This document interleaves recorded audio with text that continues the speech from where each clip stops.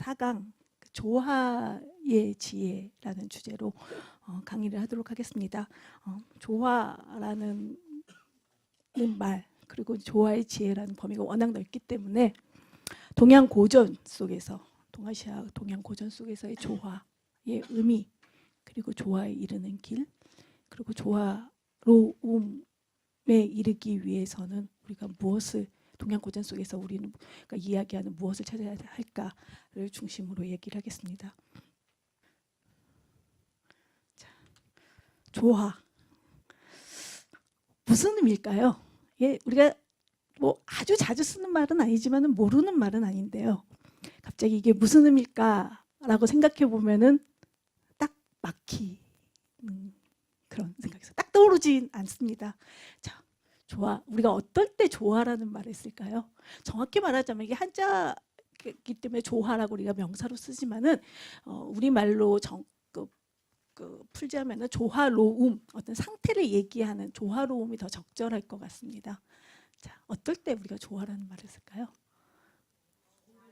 잘 어울리는 거. 사전의 의미를 정확하게 사전적 의미가 바로 서로 잘 어울리는 겁니다. 그래서 우리가 일상생활에서 조화란 말 어떨 때 쓸까 봐, 저 사람은 저 옷의 색깔을 참 조화롭게 입었다 이렇게 쓰기도 하고요.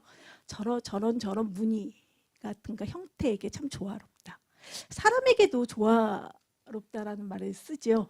이렇게 저 사람은 감정과 이성 이런 게 참 조화로운 것 같다 이렇게 쓰는 것 같아요. 그러면 또 사람 관계에서도 조화롭다란 말을 씁니다. 그 관계가 잘 어우러졌을 때, 잘 이루어졌을 때. 그리고 사회에서도 조화를 어떤 목표로 지향으로 삼는 경우가 많습니다. 그 사회의 조화. 그러니까 사회에는 다양한 사람들이 있고 다양한 문제들이 있고 그런 다양한 사람들과 다양한 문제들은 항상 부딪히기 마련이지만 그런 것들을 해소해 나가는 것들을 우리가 이제 그리고 그런 상태를 이제 조화롭다라고 이야기를 합니다. 그렇다면 우리가 이제 그러한 우리가 알고 있는 사전적 의미, 그 다음에 일상에서 사용하는 그런 용례들을 이렇게 비교해 보면은 조화가 첫째 관계를 전제로 한다. 절대 하나만으로는 조화라는 말을 쓸 수 없다라는 거죠. 최소 2개 이상, 즉 그 2개 이상은 관계를 전제로 한다.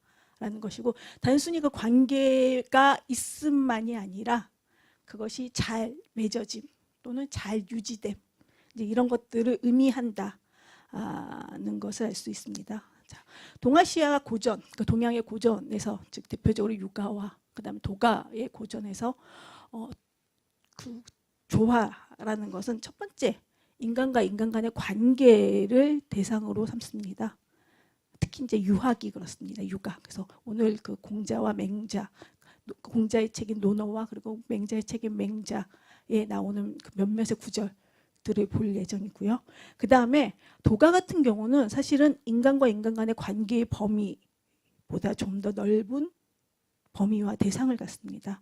그래서 인간과 그 인간 이외의 것들과의 관계, 즉 넓게 말하자면 자연이라고 할 수가 있는데 인간 이외의 것들 그런 것들의 관계 잘 어우러짐을 이제 조화라고 이야기할 수 있습니다. 그래서 저는 이제 오늘 이 조화를 2가지 주제어를 가지고 이야기를 하려고 합니다. 하나는 공감이고요. 하나는 이제 공존입니다. 그래서 공감, 함께 공통적으로 느끼는 감정 이렇게 이야기할 수가 있습니다. 함께 공통적으로 느낀다라는 것은 바로 이제 우리가 인간과 인간 간에 있어서 같음을 전제로 하고 있습니다. 무언가 같은 것이 있다. 또 하나는 이제 공존입니다. 그래서 공존은 함께 있음, 함께 살아감을 의미합니다. 같은 사람들끼리 같은 존재끼리 함께 있음이라고 이야기하지 않습니다. 그럴 경우에는 이것은 뭘 전제로 하냐면은 다른 것들이 이질적인 것들이 함께 있음, 함께 살아감. 의미합니다. 그래서 오늘의 그 조화를 주제어로 유학의 고전을 공감을 가지고 읽고 그다음에 도가의 고전을 공존을 가지고 이제 읽어보려고 이제 합니다. 그래서 고전을 통해서 우리가 이제 이와 같은 이야기를 하고자 하는 것은 고전이 매우 오래된 지혜를 이제 담고 있는 책이기 때문입니다. 그래서 우리가 어떤 삶의 지혜 그리고 또는 좋은 태도를 얻고자 할 때 굉장히 여러 가지 방법이 있습니다. 그래서 뭐 그 나 자신을 깊이 성찰하는 것, 그리고 내가 겪는 경험들에 대해서 많이 생각해보고 이야기를 나눠보는 것, 그리고 또 하나의 길이라는 것은 이미 그 이야기 되어진 그러한 지혜들 속에서 다시 한번 나를 성찰해 보는 것, 뭐 이런 것들이 있을 텐데 고전에 읽는 것은 바로 이제 이 마지막 것에 이제 해당한다라고 할 수 있습니다. 그래서 반드시 고전을 읽어야 하는 것은 아니지만 고전을 통해서 우리가 이제 얻고자 하는 것, 그리고 생각하고자 하는 것들을 좀 더 그 깊이 이제 도달할 수 있을 것이라고 이제 생각을 하기 때문입니다. 자, 아까 얘기했듯이 조화로움에 이르는 길 첫 번째로 공감을 주제로 이제 유학의 고전으로 조화를 읽어보도록 하겠습니다.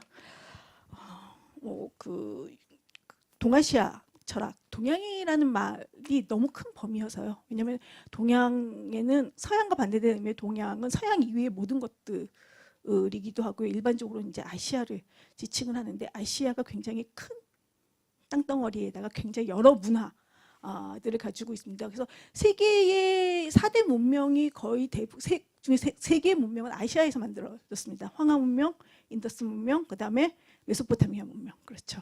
그렇기 때문에 사실 동양이라는 말로 이 아시아 전체를 묶기는 굉장히 좀 모호하고요. 그렇기 때문에 이제 좀 우리가 중국을 중심으로 한 아시아를 이야기한다면 일반적으로 동아시아라고 할 수 있는데요. 동아시아, 특히 이제 중국 문명, 황하 문명, 그 중국 문화권의 그 중국의 철학의 시작은 여러분도 잘 아시다시피 누구로부터 시작을 합니까?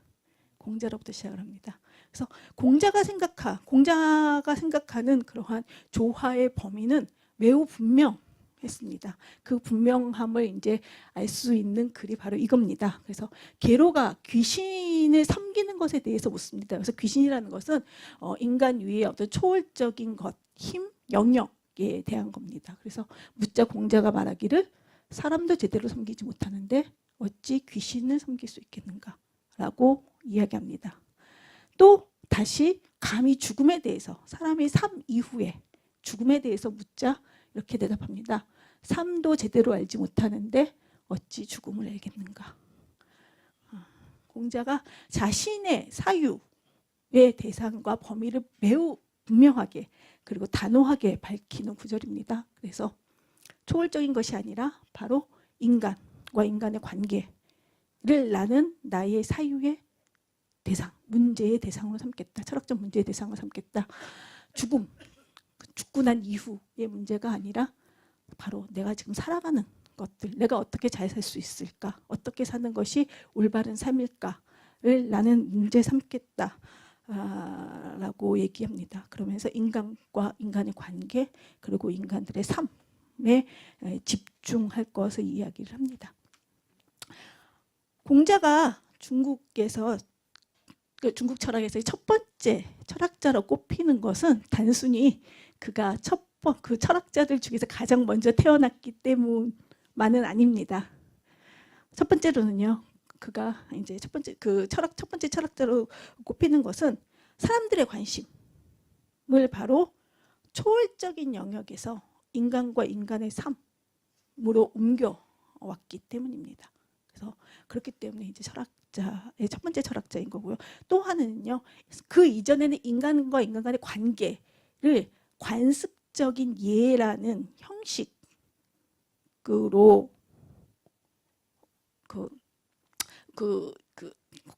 예 형식에 의해서 이루어진다라고 생각을 했습니다. 근데 그 공자는 그것이 단순히 관습적인 형식인 예를 배우는 것에 그치는 것이 아니라 그것을 스스로 올바르게 그것을 판단할 수 있는 것으로 철학의 그 내용 주제를 옮겨옵니다. 바로 이제 그런 것들을 이야기하는 대표적인 글입니다.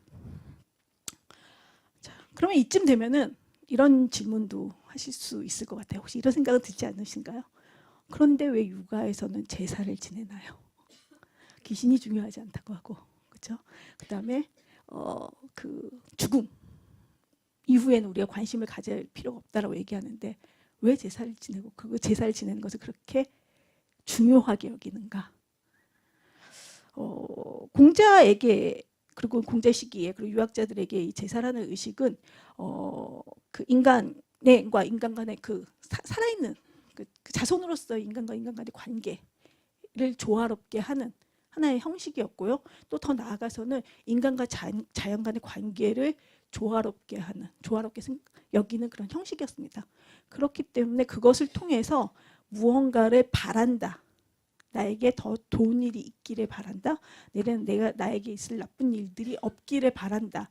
라는 의미는 그다지 중요하지는 않았습니다.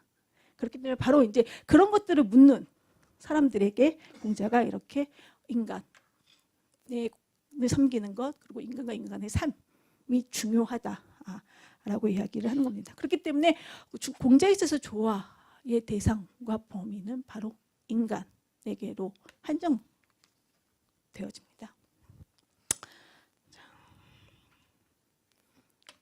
여기서 이제 조금 제가 좀 전에 얘기를 했는데 그러면 공자 이전의 이해, 그럼 공자에게 이해, 그리고 공자가 주장했다고 얘기하는 공자 철학의 중심이라고 있는 인이 각기 어떻게 다른 의미이고 그리고 그런 내용들이 어떻게 변화되었는가를 좀 잠깐 보도록 하겠습니다. 그래서 조금 전에도 말씀드렸듯이 공자 이전의 사회는 바로 이제 예에 기반한 사회였습니다. 그래서 예라는 것은 종교 의식으로부터 출발되어진 겁니다. 그래서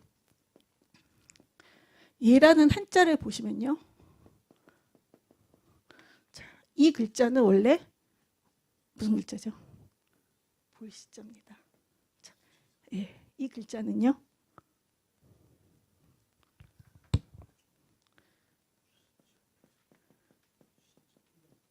예, 제기 위에 음식을 담아놓은 모습입니다. 여러분 제기의 모습 아시죠? 예, 제기가 이렇게 생겼죠. 그리고 거기에 음식을 자, 제기에 음식을 담아놓는 것, 즉 제사를 보는 겁니다. 예, 자, 예는 바로 이제 종교 의식으로부터 출발한 겁니다. 종교 의식이라는 것은 뭐 그 동아시아만 있었던 것이 아니라 모든 인류가 살았던 모든 곳에 있었던 것이고 모든 그 문화의 문명의 시작은 바로 이제 이러한 종교 의식으로부터 시작이 되었습니다. 그렇기 때문에 그 종교 의식이 사실 그만큼 그 사회에 있어서 굉장히 중요한 역할을 했다는 겁니다. 그런데 이제 이러한 그 종교 의식으로부터 예 내용이 종교 의식으로부터 점차 이제 규범, 즉 사회의 그 도덕적 규범으로 이제 확장되어집니다. 그리고 종교 의식보다는 이런 규범들이 훨씬 더 그 중요하게 되어집니다. 바로 이제 공자 이전의 사회는 이러한 도덕 규범으로서의 예가 그 사회를 움직이는 그러한 시기였습니다. 그래서 정치, 뭐 한 집안의 문제라든가 아니면 한 공동체의 문제라든가 아니면 한 국가 사회의 정치 문제가 바로 이제 이 예에 의해서 이루어졌습니다. 예의 구체적인 규범은 뭐 이런 거죠. 뭐 부모님과 형제와 친구와 어른과 그다음에 뭐 그 임금과 신하와 이제 이런 것들의 구체적인 어떤 지침, 규범, 매뉴얼 등을 이제 의미를 했었는데 그것이 이제 전체적으로 이제 덕목으로 만들어집니다. 그것이 그러니까 이거는 효, 제,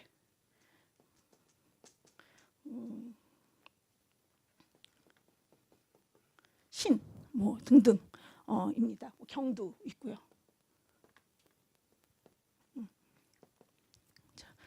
그리고 이제 바로 이제 당시에 그 사회에서 배운 그 교육이라는 것은 바로 이제 효, 제, 신, 경 등을 이제 배우는 것이었고요. 바로 공자 시기에는 바로 이제 이러한 매우 구체적인 규범과 이러한 덕목들에 의해서 유지되던 사회가 더 이상 이것들에 의해서 유지될 수 없는 그런 사회였습니다. 매우 큰 혼란이었습니다. 바로 이제 공자는 그렇다면은 이 예의 본질, 계승하면서도 이러한 그 형식화되어진 예로부터 벗어나는 것들이 어떤 것인가를 고민을 했고요. 그리고 이제 그런 것으로부터 이야기하는 것이 바로 공자에 있어서 인입니다. 그래서 이제 공자의 논어를 읽어보면 논어에는 우리가 인에 대해서만 주로 얘기할 것 같지만 그 예에 대해서 굉장히 많은 이야기들이 있습니다. 그래서 그 예에 대한 공자의 그 이야기들을 쭉 보면은요, 과거의 규범이나 그러니까 매우 그냥 관습해서 내려오진 규범이나 그 덕목으로서의 이러한 예를 그대로 계승해야 된다라는 이야기도 있고요. 또 어떤 그 부분에서 보면은 이것을 그대로 계승하는 것이 지나치게 형식적이라면은 오히려 그것보다는 더 본질적인 그런 마음, 바탕이 더 중요하다. 이런 것들을 이야기를 합니다. 그래서 어떤 경우에는 과거의 규범이나 덕목을 그대로 계승해야 된다라고 이야기하는 부분도 있고요. 어떤 글에서 보면은 본질이나 바탕이 훨씬 더 중요하다라고 이제 이야기하는 부분들이 있습니다. 어쨌든 공자에 있어서는 과거의 규범, 계속 내려와진 규범이나 덕목은 그대로 반드시 지켜야 될 것들이 아니라 이제는 사람들이 스스로 그 옳고 그름을 해야 되는 것으로 바뀌어집니다. 그러면서 이제 이야기되는 것이 바로 이제 공자의 인입니다. 그러면 그것을 이제 어떻게 선택을 할 것인가가 이제 굉장히 중요한 이제 문제가 되어지는 것이죠. 공자에게 있어서 굉장히 중요한 것, 유학에 있어서 가장 중요한 것은 바로 효 그리고 재입니다. 그래서 부모에게 효도하는 것, 그리고 형제간에 이제 사랑하는 것, 부모와 형제간의 사랑이 바로 이제 유학, 공자를 출발점으로 한 유학의 출발점입니다. 유학이 이제 가장 중심이 됩니다. 그러면서 그 효와 재가 인을 실천하는 가장 근본, 시작이라고 이야기를 합니다. 근데 그 공자에 있어서 인은 바로 여기에 머물지 않고요. 이제 계속 확장되어야 된다라고 이제 이야기를 합니다. 그래서 그 인은 이제 조금 넓게는 이제 그 친척 내지는 마을 공동체 그렇게 점점 확장되어서 이제 그것이 이제 국가에게까지 사회와 이제 국가에게까지 이르는 그런 확장의 과정을 거쳐야 된다 그러고 그리고 공자는 이제 그것을 다른 사람을 사랑하는 것이 바로 인의 이제 목표라고 이야기를 합니다. 그랬을 때 이제 그렇다면은 인이 단순히 그 부모와 형제를 사랑하는 것에 머물지 않고 그것이 점차 확장되어지는 것, 그것을 목표로 한다면은 그것을 가능하게 하는 원칙과 원리가 무엇인가가 당연히 이제 무너지게 됩니다. 단순히 효제만 가지고는 매우 큰 확장이 가능하지 않습니다. 왜냐하면은 혈연이나 지연에 이제 결국 일 수밖에 없게 되기 때문이고 그것을 넘어가는 것들이 이제 필요하게 되는데요. 그것을 이제 공자가 얘기하는 것이 바로 서입니다. 자, 여기를 보시면요. 중궁이 인에 대해서 묻자 자기가 바라지 않는 일을 남에게 하지 말아야 한다라고 얘기합니다. 또 하나 이제 서에 대해서 또 얘기하는 부분이 자공이 한마디 말로 평생토록 실천할 것이 있겠습니까? 그러자 공자가 말하길 그것은 서로다. 자기가 원하지 않는 것을 남에게 하지 않는 것이다. 라고 얘기합니다. 그래서 내가 원하지 않는 것을 다른 사람에게 하지 않는 것. 즉 내가 어떤 행동을 하려고 할 때 타인에게 어떤 행동을 하려고 할 때 이 행동에 영향을 받는 그 타인이 어떤 생각을 하게 될까, 어떤 감정을 갖게 될까를 생각해 보는 겁니다. 근데 그 생각은 바로 내가 과연 그 사람의 입장이 된다라면은 내가 어떤 생각을 하게 될까, 어떤 감정을 갖게 될까를 생각을 해보는 겁니다. 내가 이걸 사는 것이 저 사람이 좋아할 수 있는 것일까? 그랬을 때는 그 반대로 저 사람이 나에게 이것을 해준다면은 내가 좋아할 것인가를 생각해 보는 겁니다. 바로 이제 그것이 서인데 바로 서자의 글자를 보면 여러분들이 이제 아실 수 있을 거예요. 이게 무슨지 알까요? 여가 무슨 뜻이 뭡니까?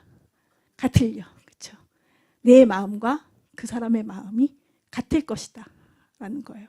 사람이라면은 누구나 다 어떤 이런 것들은 좋아할 것이고 이런 것들은 굉장히 싫어할 것이고 이런 것은 기분 나빠할 것이고 이런 것들은 기뻐할 것이다. 이제 이런 것들을 생각해 보는 겁니다. 여기에 이제 머무르지 않고요. 이제 좀 더 적극적인 인의 그 서에 대한 이야기를 합니다. 그래서 인이란 자신이 서고자 할 때 남부터 서게 하고 자신이 뜻을 이루고 싶을 때 남부터 뜻을 이루게 해주는 것이다. 단순히 내가 싫어하는 것들을 타인에게 하지 않는 것에서만 그치는 것이 아니라 더 나아가서는 더 적극적으로 타인이 상대방이 무엇을 원하는지 그리고 그것을 자기가 해주려고 노력하는 것, 즉 배려하는 것 또는 염려하는 것을 이야기합니다. 그래서 자신이 원하는 것을 미루어서 남이 원하는 것을 이해하는 것이 바로 인의 실천 방법이다라는 겁니다. 그래서 효자로부터 출발해서 확장되어야 하는 인은 바로 이제 이 서를 하나의 이제 원리로 실천의 원리, 인을 실천하는 원리로서 원칙으로서 이제 갖게 되어집니다. 그리고 이제 그 근저에는 바로 내 마음, 다른 사람도 내 마음이나 다른 사람 마음이나 이제 같을 것이다 라는 것이죠. 그리고 내 생각이나 다른 사람이나 비슷할 것이다 라는 겁니다. 자, 그러면 이제 떠오르는 사자성어가 있죠. 여기에 적절한 사자성어 기억나시는 거 있죠? 이신전심도 그렇죠. 예. 근데 좀 더 적절한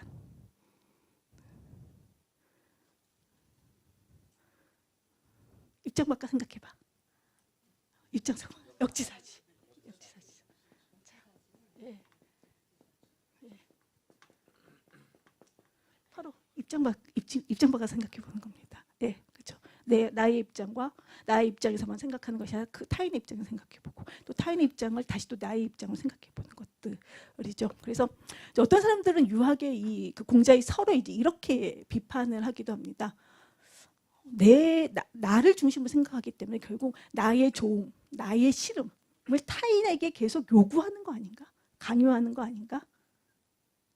근데 잘 보시면은요, 이것은 계속 상호 이해를 바탕으로 하고 있습니다. 그렇기 때문에 물론 그러한 비판이 전혀 타당하지 않은 것은 아니지만은 사실은 공자가 이 설을 이야기했을 때는 바로 끊임없이 그런 각각의 입장들을 바꿔서 생각해 보려는 그런 노력들. 그리고 이제 그것은 한 번에 이루어지지 않죠. 여러 경험들 속에서 스스로 이제 생각을 하게 됩니다. 내가 이런 행동을 했을 때 누구는 좋아했는데 누구는 굉장히 싫어하더라. 여러분들 그런 생각 하시면서 행동하시죠. 바로 그런 겁니다. 그러면서 어떻게 하면은 저 사람이 더 좋아할까? 내지는 저 사람이 더 싫어하지 않을까? 끊임없이 생각해 보는 것. 바로 그것이 바로 공자의 서입니다. 자, 좀 전에 이제 역지사지까지 했는데 또 생각나는 뭐 글귀나 이런 것들 없으십니까? 이 공자의 서와 많이 비슷한 교회 다시는 분들은 혹시 성경에서 이와 같은 것들 내용들이 없나요? 네, 예. 성서에서 보면은 남들이 너에게 하기를 바라지 않는 것을 너도 남에게 하지 말아라. 또 내가 대접받고 싶은 대로 남을 대접하라 라고 합니다. 바로 이제 성서의 이와 같은 내용들을 서양에서는 도덕 황금률이라고 이야기를 합니다. 그래서 사람이 도덕이라는 것은 사람과 사람 관계에 있어서의 올바름을 지향하는 것이고 그 올바름을 지향할 때 관계의 적절함을 지향했을 때의 가장 기본적인 원리, 이제 원칙이라고 하는 것이죠. 그래서 이제 황금률이라고 하는 것인데 자신의 그 욕구, 나 자신의 생각과 이제 거리를 두면서 이제 타인의 욕구와 타인의 생각을 살피는 겁니다. 바로 이제 이것이 인간과 인간 간의 관계에 있어서의 조화에 굉장히 중요한 그리고 굉장히 기본적인 그러한 원칙이자 이제 태도라고 할 수 있습니다. 그리고 이제 그것은 바로 이제 서로가 같은 생각을 갖고 있다라는 그리고 서로 같은 감정을 갖고 있다라는 그런 전제 속에서 이야기되어질 수 있습니다. 그래서 공자가 이렇게 얘기를 해요. 인이 멀리 있는가? 사람들은 인, 즉 이런 사람다움을 저는 이 인을 사람다움이라고 번역을 하는데 이 사람다움을 행하는 게 굉장히 어렵다라고 이야기를 합니다. 그래서 공자에게 묻습니다. 생각하고서 묻습니다. 인이 멀리 있지 않다. 이는 내가 실천하고자 하면 곧 이는 다가온다 라고 얘기합니다. 사람답고자 하는 것, 사람다운 삶을 사는 것이 그렇게 어려운 것이 아니라는 겁니다. 그런데 많은 사람들이 그렇게 못하고 있는 것은 과연 뭐 때문일까요? 그런 물음을 이제 공자가 우리에게 던져 주고 있습니다. 그 복사물에는 없는데요. 제가 공자에서는 그 정치에 대한 얘기를 하지 않았었는데 어제 제가 다시 그 강의안을 만들면서 PPT를 만들면서 정치에 대한 이야기를 좀 더 넣습니다. 요즘 그 우리 사회에서 정치에 있어서 여러 가지 문제들이 있기 때문에 그 사람과 사람 간의 관계에 있어서 조화가 가장 크게 확장되어진 것들은 이제 사회, 좀 정치 속에서의 이제 조화의 문제인데요. 과연 이제 그 공자는 그러한 정치, 올바른 정치를 이제 무엇으로 생각했는가? 바로 그 정치를 인정이라고 얘기합니다. 공자는요. 사람다운 정치여야 한다라고 얘기를 해요. 그래서 그 공자를 위시한 유학자들은요. 그 정치에 대한 얘기를 굉장히 많이 했습니다. 왜냐하면은 당시 사회에 있어서는 군주를 위시로 한 그러한 그 정치가들의 변화가 정치가가 변해야지만 그 사회가 가장 빨리 변한다라고 생각을 했기 때문입니다. 그래서 군주들에게 그다음에 고위 관료들에게 어떤 정치를 해야 되는지에 대한 이야기를 많이 하고 있는데 그 중에서 하나를 보면요. 자공이 정치에 대해서 묻습니다. 그래서 공자가 대답하기를 경제를 풍족하게 하고 국방을 튼튼히 하고 백성들이 믿을 수 있도록 해야 된다. 족식, 즉 그 먹는 것을 그 배불리 하는 것, 족병. 그다음에 군사를 튼튼히 하는 것, 병력을 민심, 백성이 믿는 것 이렇게 얘기를 합니다. 다시 이제 자공이 묻습니다. 이 세 가지 중에서 어쩔 수 없이 한 가지를 포기해야 된다라면은 무엇을 포기하겠습니까? 라고 묻죠. 공자가 뭘 먼저 포기했을까요? 네, 맞습니다. 그래서 일단 그 군사력을 먼저 포기해라. 당시 군주들에게 군사력을 포기하라는 것은 자기들의 모든 것을 포기하라는 것과 거의 같습니다. 왜냐하면은 그 굉장히 그 중국이 혼란스러운 시기였기 때문에 자기 나라를 지키기 위해서도 군사력이 필요했고요. 또 욕심이 많은 군주 그 임금들 같은 경우에는 좀 더 넓은 땅을 갖기 위해서도 군사력은 가장 중요한 거였습니다. 근데 제일 먼저 군사력을 포기해라 라고 얘기를 합니다. 두 번째로 다시 자공이 묻습니다. 매우 짓궂게 이제 묻는 거죠. 선생님이 생각하는 것들 핵심에 도달하기 위해서 자꾸만 이제 묻는 겁니다. 그래서 그럼 이 둘 중에 족식과 민심 중에서 하나를 포기한다면 선생님은 뭘 포기하시겠습니까? 공자는 뭘 포기했을까요? 경제를 포기합니다. 그렇죠? 백성을 지키기 위해 백성들 사실 정치의 목표는 백성을 잘 살게 하기 위한 것이라고 꼭 공자는 생각을 합니다. 그럼에도 불구하고 공자가 왜 경제를 포기해야 한다고 생각을 하는가? 그것보다 더 중요한 것이 백성의 신뢰, 믿는 것, 신뢰에 있기 때문입니다. 근데 이 신뢰는요, 그냥 임금이 굉장히 높은 사람이기 때문에 우리나라 왕이기 때문에 믿어야 된다라고 이루어지는 것이 아니라는 겁니다. 그러니까 백성이 임금을 그다음에 정치인을 신뢰하기 위해서는 거기에 걸맞는 생각과 행동을 해야 한다. 그것이 바로 정치가의 할 일이고 그것을 하는 것이 바로 정치이다. 즉 군사력을 막 더 많은 그 마차와 뭐 말들을 훈련시키는 것 아니면은 어떻게 하면 더 많은 재물을 쌓을까를 고민하는 것이 정치가 아니라 백성의 신뢰를 얻고 그다음에 그들의 안위를 보살피는 것, 그들을 편하게 하는 것들이 바로 이제 정치라고 생각을 했기 때문입니다. 그래서 공자가 얘기하기를 자기 자신이 올바르면은 백성들은 명령을 내리지 않아도 자발적으로 행할 것이고 자기 자신이 올바르지 않으면 백성들은 명령을 내려도 따르지 않을 것이다. 바로 백성의 신뢰를 얻어야 할 주체는 바로 정치가들, 즉 군주 그 자신이라는 겁니다. 당시에는 사실은 이러한 그 군주가 가져야 되는 태도가 굉장히 중요했습니다. 그러니까 그 유학자들이라든가 철학자들이 국가나 정치에 대해서 어떻게 생각하는지 상관없이 사실은 군주들은 그 왕들은 당시에 자신들의 국가가 자신의 소유물로 이제 생각을 했기 때문이에요. 그래서 군주의 영향력은 굉장히 컸습니다. 그랬을 때 이제 그 공자는 그러한 영향력을 이제 그 군주가 도덕적인 영향력으로 그 자신의 어떤 사적인 욕망에 기반한 영향력이 아닌 도덕적인 영향으로 바꿀 것을 이제 제안을 하는 겁니다. 그리고 그로부터 백성들의 신뢰를 얻을 수 있다. 그리고 그렇다면 당신들이 꿈꾸는 그러한 정치를 할 수 있다. 이제 이런 이야기들을 하는 겁니다.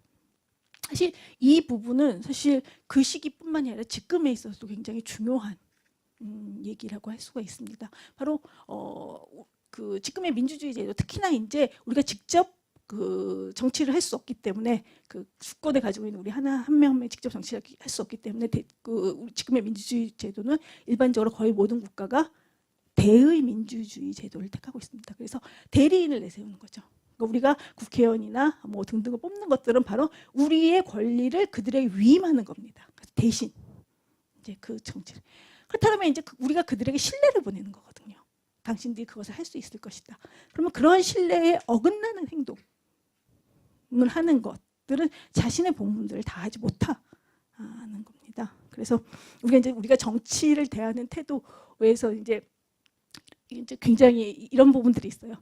다 그놈이나 똑같아. 그렇죠? 그러면서 정치가들을 이제 폄훼합니다. 근데 그거는요, 결국은 정치가들에 대한 이야기가 아니라 우리 자신에 대한 이야기입니다. 그놈이나 똑같은 놈들을 우리가 계속 정치를 하라고 내보냈기 때문이에요. 우리의 신뢰를 계속 보내줬기 때문입니다. 그렇기 때문에 이때 시기는 이 책임을 모두 다 군주들에게 물었지만, 지금의 시기에 있어서는 바로 그 책임은 정치가 뿐만이 아니라 우리에게도 이제 있다라는 겁니다. 그래서 공자는 이제 인간관계에서 즉 사람다움을 생각하고 판단하고 그다음에 실천하는 것, 그리고 더 나아가서는 이러한 정치가 이루어지는 것들을 굉장히 중요시 여겼습니다. 바로 이제 이런 것들은 관계 속에서 그 상호 관심과 염려, 이제 배려, 이런 것들을 생각하고 이제 실천하는 것이고, 바로 이제 공자가 생각한 인간 관계나 사회 속에서의 조화는 바로 이렇게 다른 사람의 생각을 계속 염려하는 것, 그리고 배려하는 것, 그리고 함께하는 것, 이제 이런 공감에 기반해서 이제 이루어집니다. 이러한 이제 공감을 이제 매우 적극적으로 얘기하는 철학자가 공자 다음에 공자를 계승하는 바로 맹자입니다. 모두 다 잘 아는 분들이죠. 자, 공자는요, 근데 이러한 공감이 사람들에게 어떻게 존재하고 있는지에 대해서 얘기를 하질 않습니다. 결국 이런 거예요. 이런 거죠. 그러니까 그런 다른 사람을 이해하고 배려하고 염려하고 이런 것들이 교육을 통해서 이루어지는 것인지, 아니면은 사람들이 원래부터 그러한 것들을 가지고 있는 것인지, 사실 이런 것들에 대해서 분명히 이야기를 하지 않았습니다. 거기에 대해서 이제 분명히 이야기를 하는 사람이 이제 맹자입니다. 먼저 얘기를 하자면 맹자는 바로 이것이 인간에게 누구나 다 가지고 있는 그러한 감성, 감정, 마음이라고 이야기를 합니다.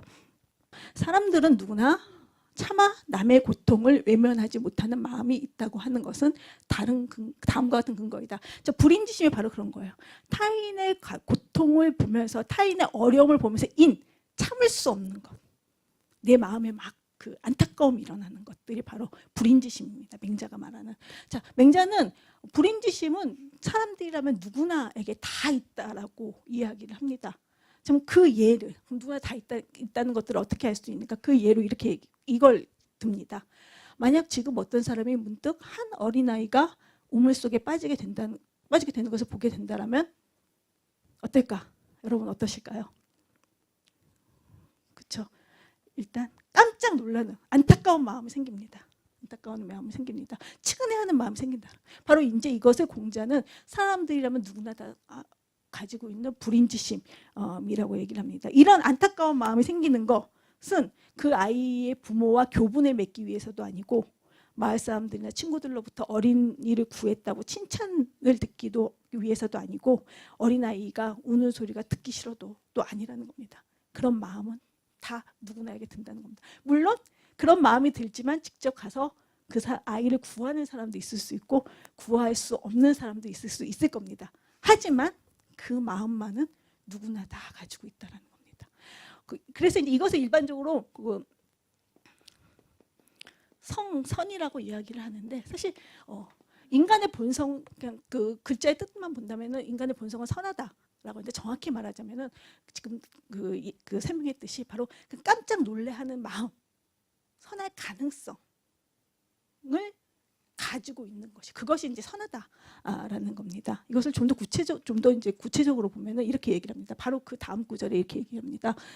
이것으로 통해 볼 때 측은하게 여기는 마음, 타인의 고통, 타인의 어려움을 보면서 측은하게 여기는 마음이 없다면은 그것은 사람이 아니고, 그리고 자신의 행동에 대해서 부끄러워하는 마음이 없다면은 그것이 사람이 아니고, 그리고 타인을 배려하는 마음이 없다라면은 그것은 사람이 아니고, 옳고 그름을 판단하는 마음이 없다라면 그것은 사람이 아니다라고 이야기를 합니다. 그래서 이게 이제 그 맹자가 얘기하는 사단지심, 4가지 단서로서의 마음입니다.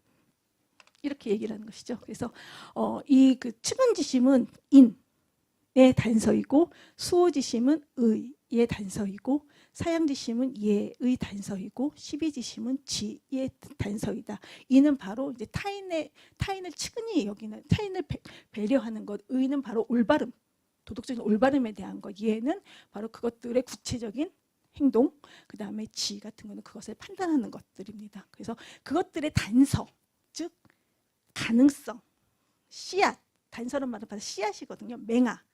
그 씨앗은 사람들에게는 다 누구나 다 있다라는 겁니다. 근데 이제 맹자가 주목하는 것은 바로 누구나 다 그럴 가능성을 가지고 있는데 사람들은 대부분 그 가능성을 실현시키지 못하고 있다라는 것이죠.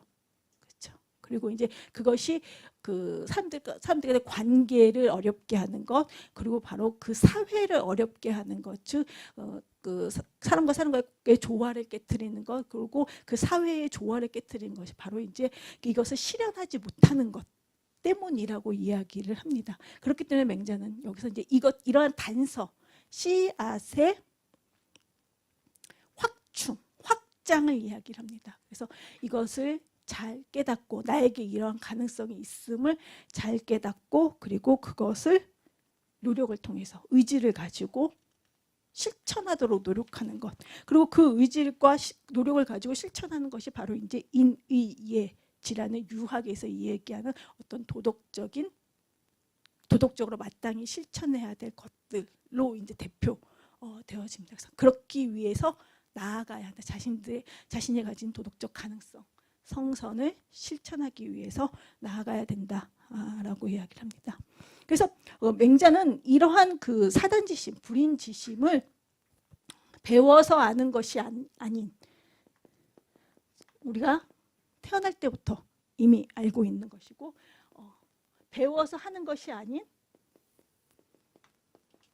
우리가 이미 그 능력을 가지고 있는 것이라고 얘기를 합니다. 그래서 바로 양심이라는 말이 바로 맹자가 이것을 가리키는 말입니다. 맹자 스스로도 이렇게 지칭해요. 바로 인간의 불인지심, 사단지심이 바로 양심이다 라고 이야기를 합니다. 그렇다면 지금의 쭉 맹자의 불인지심, 사단지심에 대한 이야기를 듣고 떠오르시는 게 뭐가 있을까요? 이런 불인지심, 사단지심은 뭐다 라는 생각이 떠오르시는 거 없을까요? 또 불인지심, 사단지심은 뭐인 것 같다.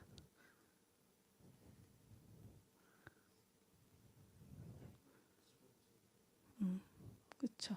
도덕적인 어떤 감정 같은 것들인 것 같다라고 생각이 드실 겁니다. 그래서 우리가 흔히 이런 얘기들을, 그리고 이런 생각들을 많이 합니다. 어떻게 사람이 그럴 수가 있어? 그렇죠. 아니면 저런 행동을 보면 양심이 없는 것 같아. 그렇죠. 하늘이 무섭지도 않나? 이런 얘기 하시죠.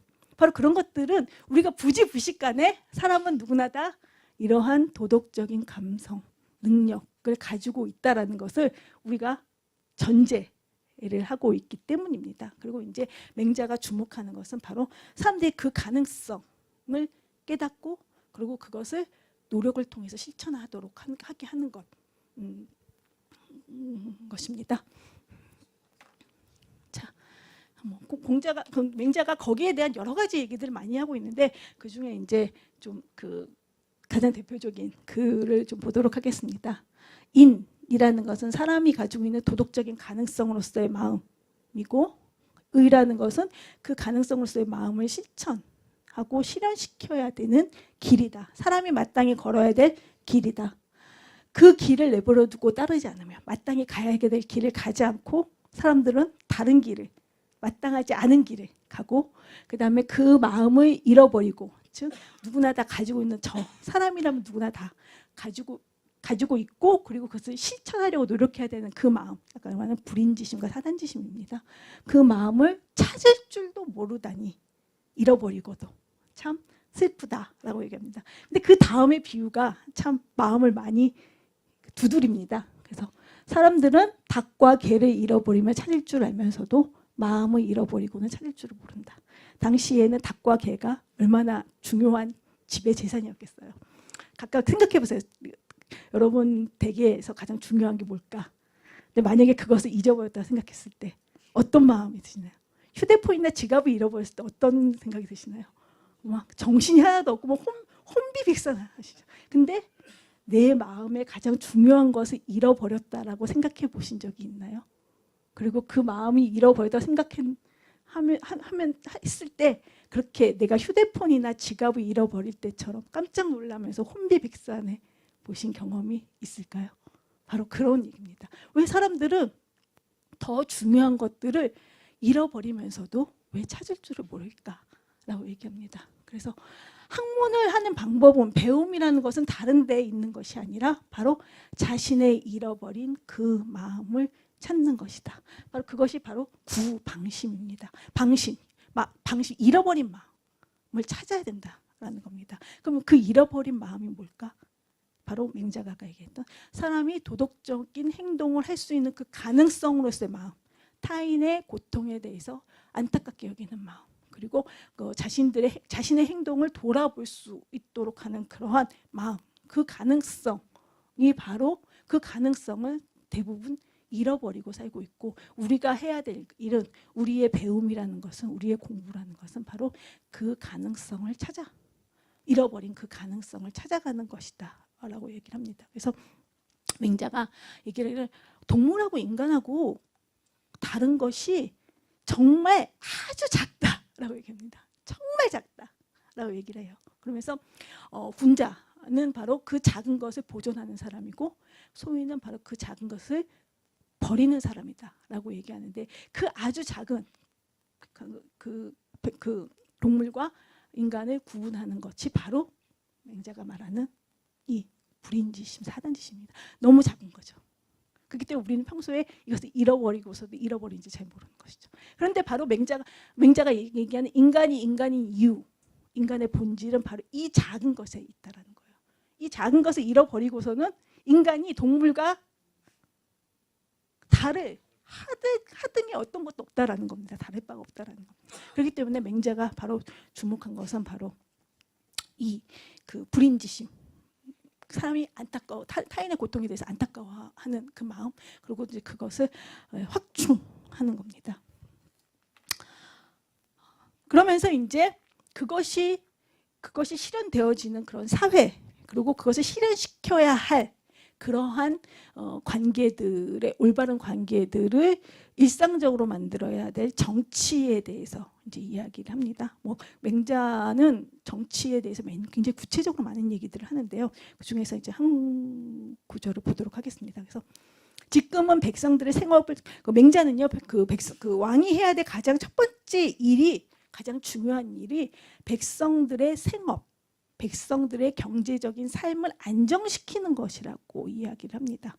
그래서 정치에 있어서 가장 먼저 첫 번째로 해야 될 것들은 바로 백성들이 먹고 사는데 어려움이 없도록 해야 되는 거예요. 그래서 그렇게 백성들이 먹고 사는데 어려움이 없도록 하기 위해서 임금은, 군주는 자신이 가지고 있는 저러한 선한 마음의 가능성을 실현시키도록 노력해야 되고, 그 실현시키도록 노력하는 것이 바로 그러한 정책 등을 만드는 겁니다. 그래서 이런 백성의 생활을 안정시키는 정책을 만드는 것이 바로 이제 그 정치인 그리고 임금이 이제 군주가 해야 될 일이라고 얘기하는데, 지금은 백성들이 생업을 제정해도 돼 위로는 부모를 섬기기에 부족하고 아래로는 처자를 먹여 살리기에 부족하고 풍년에는 내내 고생하고 흉년에는 죽음을 면치 못한다.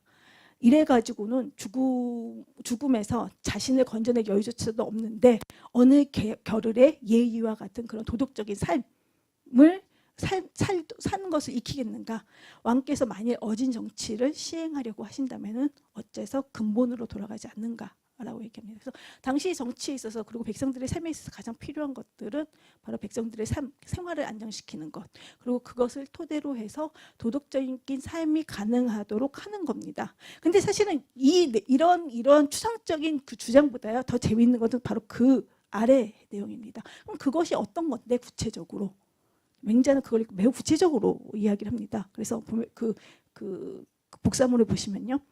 50세 된 노인이 비단 옷을 입을 수 있어야 되고 70세 된 노인이 고기를 먹을 수 있어야 되고 농사를 지을 때 바쁠 때 전쟁을 하거나 아니면 궁궐을 짓는다고 백성들을 동원해서는 안 되고, 만약에 그렇게 동원한다면 가족들이 굶주릴 수밖에 없게 되고, 자 이렇게 이 정도의 경제적인 안정이 이루어졌을 때 상과 서라는 학교에서 교육을 시켜야 된다는 겁니다. 그래서 그렇게 된다면은 머리가 희끗한 노인이 길에서 짐을 지고 이고 다니지 않게 될 것이라는 거예요. 바로 이것이 좋은 정치, 잘한 정치의 하나의 구체적인 표준이 된다라고 얘기합니다. 바로 이제 이것을 맹자는 왕도 정치라고 이야기를 합니다. 그래서 기본적인 백성들이 기본적인 생활에 부족함이 없는 사회를 만드는 것. 바로 첫 번째이고요. 그리고 그것이 전제된 이후에 그것을 토대로 백성들이 도덕적인 삶, 즉 인간인 그런 이유를, 즉 이러한 도덕적인 무엇이 도덕적인 행동인지 스스로 판단하고 그다음에 실천할 수 있도록 그것들을 교육하는 것들이 이제 필요하다라고 얘기합니다. 이제 이것이 이제 그 맹자가 생각하는 정치에 있어서의 어떤 조화론입니다. 그래서 사람과 사람 간의 관계에 있어서도 바로 그 공감, 즉 같이 느끼는 것, 즉들을 기반으로 측은해하고 그다음에 부끄러워하고 그다음에 사양하고 그다음에 옳고 그름을 판단하고 이제 이런 것들이 이루어져야 하고, 그리고 정치는 바로 이런 것들에 기반해서 백성의 삶을 경제적인 것과 정신적인 것, 도덕적인 것들이 조화롭게 잘 어우러질 수 있도록 이제 만들어야 한다는 겁니다. 그래서 그 조화를 이야기할 때 우리가 이제 그 한 축은 바로 이렇게 공자와 맹자로 대표되어지는 그런 유학에서 이야기하는 그러한 공감에 기반한 그러한 서로의 어울림, 그다음에 관계의 안정됨, 좋음으로 이야기할 수 있습니다. 그 동아시아의 사회에서는요, 조화를 이렇게 이제 공감에 기반해서 볼 수 있는 것이 이제 한 축이고요. 다른 한 축은 바로 이제 그 공존, 아까 같이 다름을 인정하는 것으로 해서 이루어진 것이 바로 다른 한 축입니다. 조화로움에 대해서 이제 공자와 맹자의 공감과 좀 다른 관점에서, 크게 다르진 않습니다. 조금 다른 그런 관점에서 이제 또 그 맹자 거기 장자를 중심으로 이제 노자와 같이 좀 잠깐 보도록 하겠습니다. 이것은 이제 그 공감이 바로 그 사람과 사람이 서로 같음이 있다라는 것, 그 같음이라는 것이 이제 아까 공자에게서는 서로, 그다음에 이제 맹자에게서는 불인지심, 이제 사단지심으로 이야기가 되어 이제 같음이 있다라는 것으로부터 출발했다라면은 그 노자와 장자의 도가에서는 서로 다름을 이제 인정하는 것으로 이제 조화로움에 이제 이르는 것들을 이제 이야기하고 있습니다. 그래서 노자나 그 장자의 글을 보면은 사실 공자나 맹자 같은 경우는 매우 분명하게 인간과 인간의 관계, 그 다음에 사회로 자신들의 생각과 그 다음에 토론의 대상을 한정짓고 있는데요. 근데 그 노자나 그 장자 같은 경우는 그 범위가 인간을 넘어 서는 것으로 보입니다. 그러니까 이것은 뭐냐면요, 인간들이 자신들의 안에 자신들의 생각이 옳다는 것만 갖춰서 그 안에서 옳고 그름만을 그 문제 삼고 있다라는 겁니다. 그래서 그 범위를 사유의 범위를 좀 더 확장한다라면 우리가 좀 더 깊은 지혜를 얻을 수 있다라는 그런 태도로 이제 보시면 됩니다. 노자와 장자가 계속 그 문제 삼고 있는 건 뭐냐면요, 사람들이요 자신들의 생각과는 그 매우 이분법적인 그런 사고들을 가지고 있다라는 겁니다. 그래서 이것은 옳고 이것은 틀려, 나는 옳고 너는 틀려. 그리고 그러한 생각들이 당시에 이제 다툼을 낳게 되고, 그런 것들이 이제 당시의 그 시대의 모든 문제의 이제 출발이라고 이야기를 합니다. 근데 이 글은요 장자의 글인데요. 이제 보도록 하겠습니다. 너는 들어보지 못했느냐? 옛날 바닷새가 노나라 서울 밖에 날아와 앉았다. 근데 노나라 임금이 이 새를 친히 종묘 안으로 데리고 와 술을 권하고, 그리고 임금만이 들을 수 있는 음악을 연주해주고 소와 돼지, 양을 잡아서 대접했다.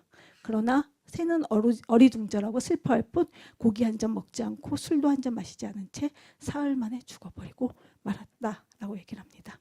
자, 임금은요 자신이 할 수 있는 최고의 환대를 새에게 했습니다. 그렇죠? 그래서 임금이 누릴 수 있는 것들을 새가 다 누릴 수 있도록 했고요. 임금이 먹을 수 있는 것들을 새가 먹도록 했습니다. 근데 새가 죽었습니다. 자, 누가 새를 죽였을까요? 임금. 임금은 자신의 선의를 모두 다 새에게 베풀었는데, 예, 자, 그러니까 그 장자가 그렇게 얘기하죠. 자기를 보양하는 방법으로 새를 길렀지. 이제 내가 좋아하는 방식으로 새에게 대접을 했지. 새를 키우는 방법으로 새를 기르지. 새에게 대접하지는 않았다라고 얘기합니다. 즉, 잘 생각해 보면요. 그러니까 우리가 가지고 있는 선의로도 다른 사람을 힘들게 할 수 있고 상처 입힐 수 있다라는 겁니다. 그러니까 여기서 그 임금의 태도는 사실은 우리가 일상적 상식적으로 보기에 아무 문제가 없어요. 자신이 가지고 있는 최고의 것들을 아낌없이 새에게 베풀었던 거거든요. 하지만 그것은 새에게는 새가 받아들일 수 있는 것은 아니었습니다. 바로 이제 장자가 문제 삼는 것들은 바로 이겁니다. 자, 무엇이 바로 바닷새를 죽음에 이르게 한 근본적인 이유인가예요. 그 다음 것들을 보도록 하겠습니다. 자, 사람이 습지에서 자면 허리가 아프고 반신불수가 된다. 미꾸라지도 그럴까? 미꾸라지도 습지에서 자면 그렇게 될까? 사람이 나무 위에 산다면 겁이 나서 떨어질 수밖에 없는데 원숭이도 그럴까? 자, 그렇다면은 이 셋 중에서 어느 쪽이 올바른 가장 좋은 그런 거처에 대한 것일까 하는 거예요. 자, 사람은 고기를 먹고 사슴은 풀을 먹고 지네는 뱀을 달게 먹고 올빼미는 쥐를 좋다고 먹지. 이 넷 중에서 어느 쪽이 맛을 바르게 안다고 할 수 있을까? 자, 여러분 어떻게 생각하세요? 그렇죠? 사람은 다 습하지 않은 곳에, 평평한 곳에, 그런 곳에 집을 지어야 한다고 우리는 생각을 하는데, 사실은 미꾸라지는 그렇지 않고요. 원숭이는 또 그렇지 않습니다. 사람은 고기를 먹고 먹어야 한다 생각을 하는데 사슴이나 지네나 올빼미는 그렇지 않습니다. 여기서 장자가 얘기하고 싶은 게 뭘까요? 우리가 가지고 있는 생각들, 그리고 그것이 옳다라고 생각하는 것들에 대해서 우리가 다시 생각해 봐야 한다라는 겁니다. 우물 안의 개구리 아시죠? 네, 우물 안의 개구리가 이제 장자에서 나온 말이에요. 그래서 장자에 보면은 우물 안의 개구리에게는 바다와 같이 있는 바다를 얘기할 수 없다. 왜냐하면은 우물 속에서만 살았기 때문에. 그리고 여름벌레, 여름에 사는 벌레하고는 겨울을 얘기할 수 없다. 왜냐하면은 겨울에 살아보지 않았기 때문에. 예. 그러면 뭐 그 우물 안에 개구리하고 겨울 벌레가 뭔 잘못, 거기 여름 벌레가 뭔 잘못이에요? 자기는 우물 안에만 살았기 때문에 우물밖에 모르는 것이고, 그 다음에 그 여름에만 살았기 때문에 모기 같은 경우에는, 매미 같은 경우에는 여름밖에 모르는 것이고, 문제는 거기에서 끝나지 않는다는 거죠. 만약에 누군가가 그 개구리한테 저 밖에 큰 바다가 있어 라고 얘기를 합니다. 자, 그 매미한테 굉장히 추운 바람이 불고 얼음이 어는 시기가 있어 라고 얘기를 합니다. 근데 거기에 개구리와 매미의 반응은 어떨까요? 아, 그런 곳이 있구나. 아, 그런 그 계절이 있구나라고 할까요? 그렇죠. 예, 절대 없다. 왜? 내가 경험해보지 않았기 때문에. 문제는 거기서 출발한다는 겁니다. 인간은 사실 모든 것을 알 수 없다는 거죠. 예. 그 우란의 개구리나 여름벌레에 대한 비유는 바로 우리의 모습입니다. 우리는 모든 것을 알 수가 없어요. 근데 그리고 우리가 그렇기 때문에 우리가 경험한 것들을 또 절대화시킵니다. 이것은 오라. 뭐 그럼 우리가 경험하지 못한 것들에 대해서는 그냥 그럴 수도 있겠네. 그렇구나. 이런 게 아니라 그런 건 없어. 라고 얘기해. 나는 옳고 너는 틀렸어. 라고 얘기합니다. 문제는. 그냥 그런 것이 있구나. 그러니? 라고 하면은 별 아무 문제가 없어요. 다툼이 없습니다. 근데 나는 옳고 너는 틀렸어. 라고 얘기를 하는 거예요. 바로 이제 장자가 얘기하는 것이 바로 그겁니다. 인간이 사람이 편히 살 곳, 미꾸라지가 편히 살 곳, 그 다음에 원숭이가 편히 살 곳이 다 다른데 사람들은 너는 왜 불편하게 있는 거야? 라고 얘기를 하는 거예요. 걔는 거기가 편한데. 그리고 그 사슴이 먹는 거, 지네가 좋아하는 거, 올빼미가 다 좋아하는 거 다 다른데 왜 너네는 고기를 먹지 않고 다른 이상한 걸 먹니? 이렇게 우리 거기에 대해 이상하다고 그러죠. 예, 뭐 이렇게. 바로 이제 그것이 문제라는 거예요. 자, 이것을 우리의 경험 속에서 다시 생각을 해보면요, 많습니다. 대부분 우리가 사람과의 사람의 관계, 부모와 자식 간의 관계, 친구와의 관계, 형제와의 관계가 어긋날 때의 문제를 잘 생각해 보면요, 나는 이게 맞다고 생각하는데 왜 쟤는 그것대로 안 하는 거야? 때문이에요. 생각해 보면요. 예. 그러니까는 내가 옳고 분명하게 쓴 거죠. 스스로 그렇게 내가 옳은 게 아니라 너에게 이게 좋은 거기 때문에 얘기해 주는 거야. 내가 너한테 권하는 거야라고 말은 하지만 결국은 그 이면에는, 그 밑바닥에는 나는 옳고 넌 틀렸어가 있다라는 겁니다. 그리고 그렇게 되면은 결국은 그 관계가 조금씩 멀어지게 되죠. 단절됩니다. 그럼 거기서 멀어지고 단절돼서 끝나는 게 아니라 서로가 서로에게 상처를 입게 돼요. 바로 임금이 바다새를 죽이게 한 것이 바로 그거라는 겁니다. 분명하게 어떤 악의도 없었어요.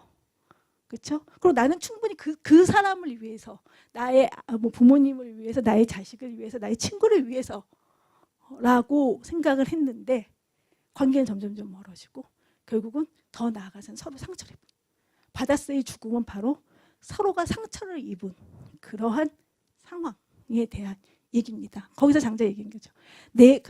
내가 기르는 방법으로, 내가 사는 방법으로 새를 대접했기 때문이야. 새를 대접하고 싶었다라면은 새가 좋아하는 그런 방식으로 대접을 했었어야 하는 거야. 이제 그 얘기를 하는 거죠. 그렇다면은 우리가 임금이 어떻게 새가 좋아하는 방식을 쉽게 알 수 있겠어요? 그렇죠? 우리가 다른 사람들을 어떻게 다 배려, 이미 다 알고 그 생각 거기에 맞춰서 그와 같이 행동을 할 수 있겠어요. 하지만 적어도 내가 옳고 너는 틀려가 아니라 그럴 수도 있겠구나, 그렇구나 라고 조금 한 걸음 이제 떨어져서 행동을 생각하고 행동한다라면은 서로가 이제 상처 받지는 않는다라는 겁니다. 바로 이제 장자는 이 조화가, 인간과 인간과의 관계에서의 조화가 너를 구분하고 나는 옳고 너는 틀렸어 라고 규정 짓는 것, 이것을 한번 다시 생각해 보라. 것으로부터 이제 출발을 합니다. 그렇기 때문에 아까 말씀드렸듯이 다름을 전제로 한 함께함, 함께 살아감, 공존이라고 이제 말씀을 드린 겁니다. 자, 사실 이 정도도 하기 어려운데요. 이제 그 장자나 노자에서 이것보다 조금 더 이제 나아가는 이야기를 좀 해보도록 하겠습니다.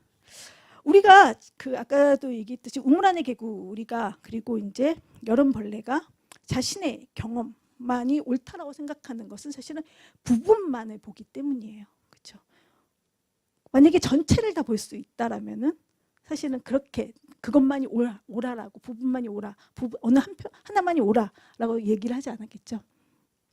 거기에 대한 이야기가 바로 우리가 잘 아는 조삼모사 얘기입니다. 이것도 장자에 나오는 얘기예요. 많이 하셨죠. 네.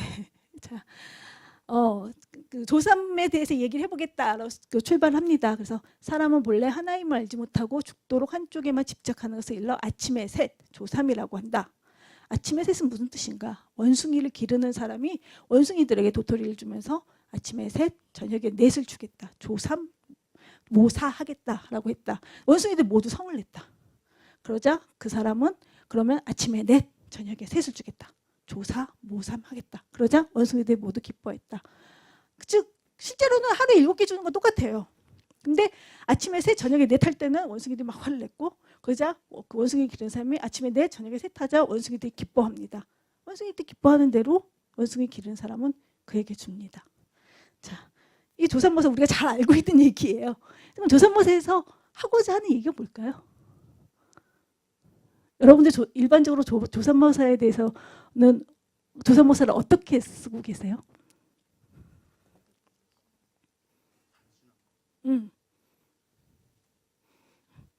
일반적으로는 원숭이를 기르는 사람이 똑같은 것을 가지고 원숭이를 속이고 있다. 라고 이제 많이 이해가 되는데요. 사실은 여기서 장자가 말하는 원숭이를 기르는 사람은 부분에 국한되지 않고 전체를 볼 줄 아는 사람입니다. 그러면 여기서 원숭이는 무엇에 비유하는 걸까? 전체를 보지 못하고 부분에 일희일비하는 우리 같은 사람들을 이야기를 하는 겁니다. 자, 원숭이를 기르는 사람에게는 그것이 다르지 않기 때문에 원숭이들이 원하는 대로 해주는 거예요. 하지만 원숭이들은 그 조삼모사, 조사모삼에 매우 크게 화를 냅니다. 자, 여기서 이제 장자가 하는 말은 하고 싶어하는 얘기는요. 원숭이가 아닌 원숭이를 기르는 사람과 같은 사람이 돼보자라는 겁니다. 그래서 부분이 아닌 전체를 볼 수 있는 사람입니다. 아까 그 우물 안의 개구리나 여름벌레에서 그리고 이제 그 원숭이에서 보듯이 우리가 부분에 집착하지 않고 부분을 넘어선 전체를 볼 수 있기 위해서 필요한 것이 뭘까요?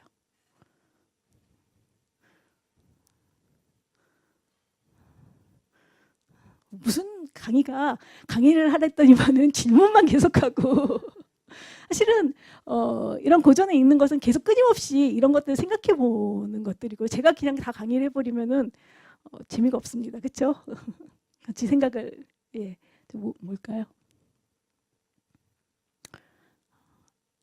내가 경험한 것들, 나의 생각이 옳다라는 것들을 버리는 것이 필요합니다. 말로는 쉽지만 그건 쉽지 않아요. 마치 내 자신을 모두 다 버리는 것 같습니다. 그렇죠? 예, 그것이 곧 나라고 생각을 하는 거예요. 근데 왜 장자가 얘기하기를 그게 나가 아니라는 겁니다. 사람들은 그것이 나라고 생각을 하는데 사실 그게 나가 아니라는 거예요. 그것을 넘어서는 진짜 나가 있다라고 생각을 합니다. 그래서 그 장자가 얘기하는 것이 바로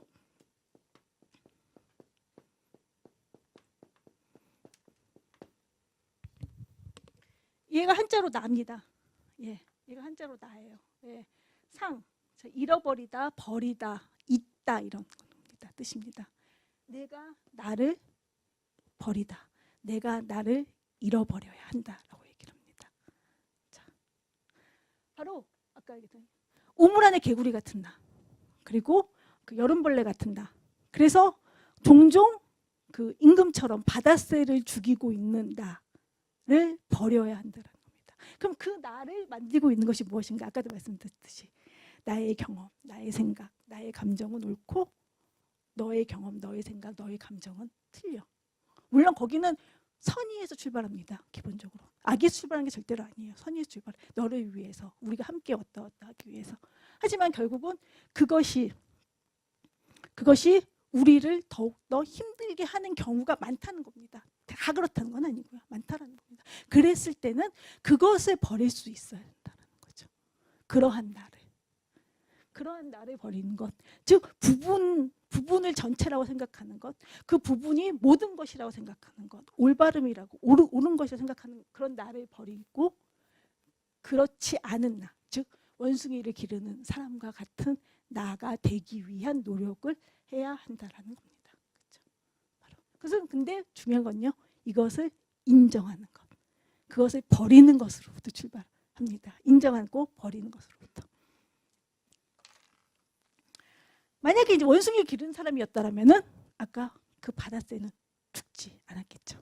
그렇죠? 노력했겠죠. 더 이해하고 하려고요. 자.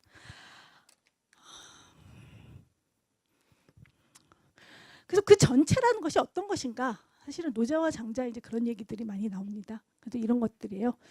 우리가 삶과 죽음은 매우 크게 나뉘어지는 서로 다른 이분법적인 두 것이라고 생각하는데 정말 그럴까라는 거예요.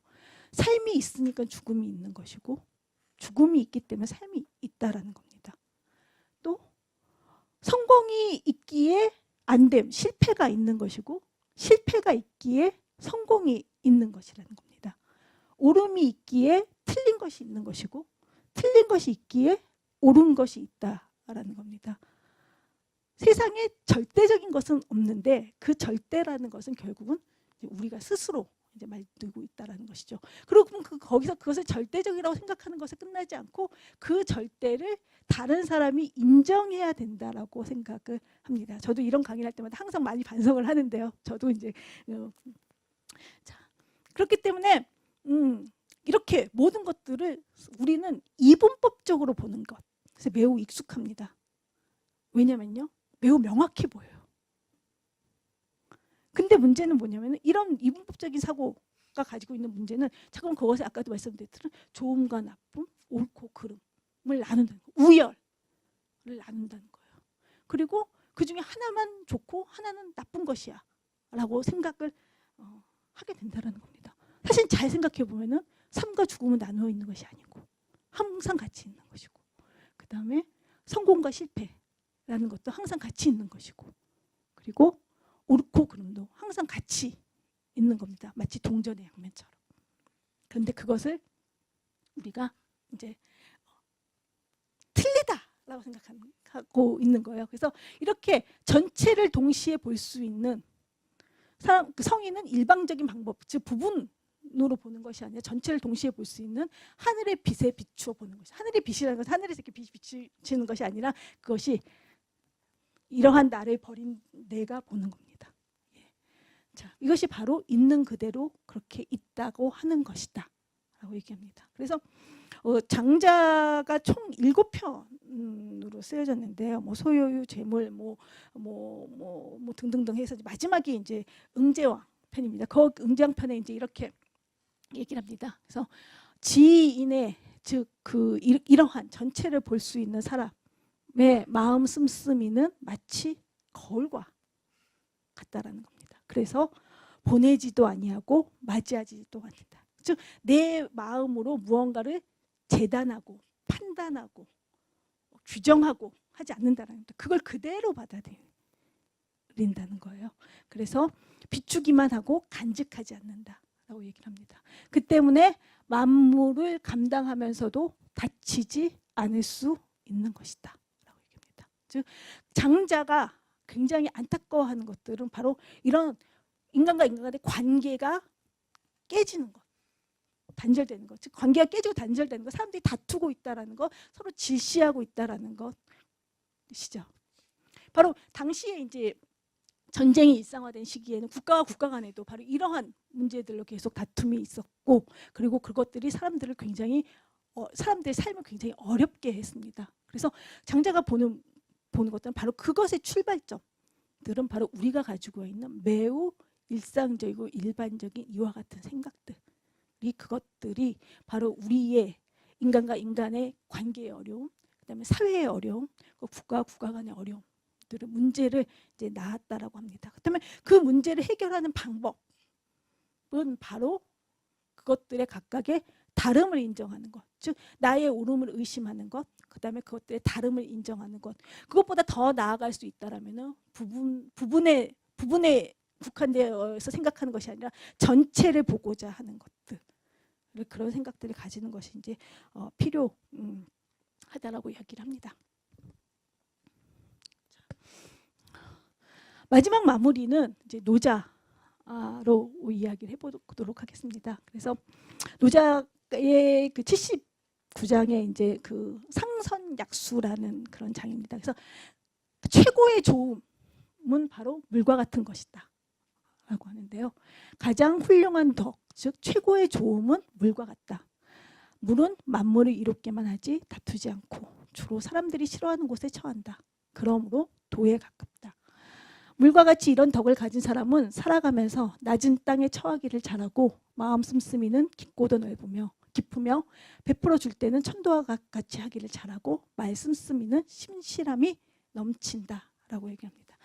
여기서 이제 그 노자가 이제 물을 칭송하면서 이제 그 사람이 그리고 그 더 나아가서는 이제 군주가 이제 물과 같아야 한다라고 얘기를 하는데 그 물이 가지고 있는 즉 물이 최고의 선이라고 하는 그 물이 가지고 있는 그 세 가지 덕목에 대해서 이야기합니다. 첫 번째가 바로 물은 만물을 이롭게 한다라는 겁니다. 그리고 두 번째는 다투지 않는다라는 거예요. 그래서 아까도 말씀드렸듯이 옳고 그름을 주장하다 보면 그것은 결국 다툼이 되어지고 그리고 또 내가 더욱더 많은 것을 갖고자 한다면 그것도 결국은 다툼이 되어지고 뭐 등등등 것들이 일반적인데 우리의 삶과 사회에서는 그것이 물은 그렇지 않다라는 겁니다. 그리고 세 번째는 사람들이 싫어하는 것에 처한다라는 거예요. 그래서 사람들이 일반적으로 보기에 원하지 않는 것들을 물은 그곳에 처한다라는 겁니다. 즉 그렇게 될 수 있는 것들은 바로 전체를 본다라면은 그것에 처하는 그 순간 그 상태라는 것들은 그것이 계속 지속되어질 것들은 아닐 수 있기 때문이죠. 그렇기 때문에 기꺼이 내가 그 자리에 있을 수 있다라는 겁니다. 그래서 도가는 또 육아와는 좀 다르게 그러니까 인간과 인간들이 가지고 있는 어떤 공통의 어떤 감정, 생각들과는 다르게 또 다름을 인정하는 것을 이제 그 강조를 합니다. 그래서 각각의 그 인간의 관계들을 옳고 그름을 판단을 해서 우열을 판단하는 것이 아니라 바로 이제 다름을 인정하고 더 나아가서는 전체를 바라보는 것을 통해서 그 조화에 이르는 이제 그러한 길을 이제 제안을 합니다. 자, 뭐 조화로움에 대해서 그리고 그 서로 어울림 그리고 그 관계의 좋음에 대해서는 굉장히 여러 가지 이야기를 할 수 있을 겁니다. 근데 오늘은 바로 그 동양 고전을 통해서 공감과 이제 공존을 가지고 이 조화로움에 대해서 이제 이야기를 했는데요. 그다음에 이 공감과 공존에 기반한 조화로움을 위해서 우리가 필요한 것은 무엇일까? 예요. 고전 속에서 우리가 이제 읽어낼 수 있는 것들이 첫째는 돌아봄이 아닐까라고 생각합니다. 성찰. 그러니까 아까 그 공자가 설을 이야기하면서 얘기했던 것, 맹자가 사단지심과 그다음에 그 구방심, 잃어버린 마음을 찾는 것을 통해서 이야기했던 것들을 나를 돌아보는 겁니다. 그러니까는 나의 말, 나의 감정, 나의 말, 나의 행동을 돌아보는 것뿐만이 아니라 내 스스로 마땅히 무엇을 해야 되는지 생각해 보는 것. 공자 맹자에 의하면 그것들을 나의 성찰을 통해서 우리는 알 수 있다라는 겁니다. 왜냐하면 그럴 가능성을 모두 다 가지고 있기 때문에, 그렇기 때문에 그런 자신을 돌아보는 그런 성찰이 필요할 게고요. 또 하나는요, 공존을 위해서는요, 낯설게 봄이 필요하지 않을까라고 생각을 합니다. 그래서 우리는 굉장히 익숙한 것들을 계속 반복해서 생각하고 행동하고 있어요. 왜냐면요, 그것이 실패하지 않을 것이라고 생각하기 때문에요.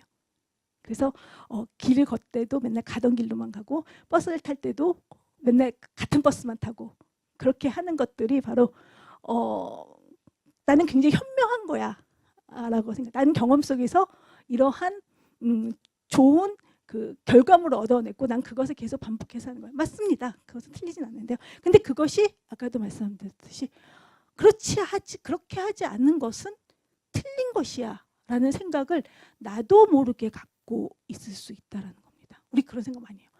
저 사람은 왜 저런 행동을 하지? 그렇게 남에게 크게 피해가 가는 행동을 왜 저렇게 옷을 입지? 저 사람이 저렇게 옷을 입는 게 나한테 잘못된 게 아무것도 없거든요. 그렇죠? 물론 나에게 그 타인에게 피해를 주는 행동이라면 우리가 거기에 대해서 분명히 이야기를 할 수 있겠지만, 그렇지? 왜 저 사람은 저런 생각을 하지? 그런 얘기. 그럼 그 생각이 나한테 불현듯했다라는 것은 내가 가지고 있는 나의 익숙함이 그러한 옷, 내가 받아들일 수 없는 옷, 받아들일 수 없는 생각들을 밀쳐냈다라는 겁니다. 그 밀쳐냈다는 것은 바로 저건 아니지, 저건 틀린 거지, 저건 아니야, 이런 생각이 나도 모르게 거기에 깔려 있다는 것이죠. 그렇지만 그러한 나의 오랜 경험들도 때로는 이렇게 낯설게 보는 거. 저렇게 웃은 거 보니까는 저런 것도 괜찮을 수도 있겠네라고 한번 생각해 보는 거. 저런 생각 난 한 번도 생각해 보지 못했는데 그럴 수도 있겠네. 그러면 내가 맨날 익숙하다고 생각했던 것들, 이것이 당연하다고 생각했던 것들 또 조금 달리 해도 문제가 없지 않을까? 이런 것들입니다. 그러면서 나를 좀 더 멀리서 볼 수 있게 되는 것이죠. 그러니까 그 돌아봄 같은 경우는 나를 좀 더 깊이 보는 것이라면은 이런 것들도 사실 필요하고요. 또 그 낯설은 나를 이렇게 상대화해서 보는 겁니다. 내가 마치 내 타인인 것처럼. 나의 행동을 타인이라고 생각하고 봤을 때 나는 굉장히 잘한다고 생각했는데 좀 이상할 수도 있겠네. 이런 생각도 사실 들거든요. 예. 그런 것들이 우리가 항상 고민하는 인간과 인간 간의 관계의 문제, 그 관계를 어떻게 잘 풀어나갈 것인가, 어떻게 조화롭게 할 것인가, 이런 것들을 더 깊이 생각하는 데 도움이 될 거라고 생각합니다. 사실 이런 것을 생각하는 것, 그리고 그 생각 속에서 실천하는 것, 그리고 그 실천 속에서 얻어지는 것, 이런 것들이 사실은 지식과 다른 지혜라고 생각을 하거든요. 바로 이제 공부라는 것은 사실은 이제 이런 것들을 생각하는 것이 이제 공부여야 한다라고 생각을 합니다. 바로 이제 인문학 학교가 하는 공부가 진짜 공부인 거죠.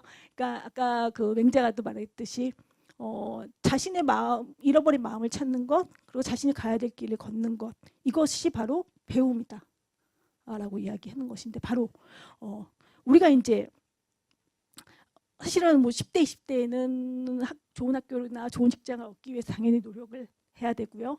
그리고 또 이 사회 속에서 살아남기 위해서 노력을 해야 되는 그런 지식과 그 지식을 실천하는 것이 또 하나의 축이라면은, 그에 못지않게 바로 이제 그리고 나와 함께하는 나의 내 옆에 있는 사람들, 그리고 그 사람들이 함께 살아가는 이 사회를 고민하는, 생각해보는, 염려하는 이제 그런 공부들도 이제 굉장히 우리가 중요하게 이제 생각을 해야 된다라고 생각을 합니다. 결국 이제 그러한 공부들 속에서 우리가 이제 그 무엇보다도 먼저 해야 될 것들은요, 이제 이러한 돌아봄, 낯설게 봄을 통해서 우리가 얻어야 될 것들은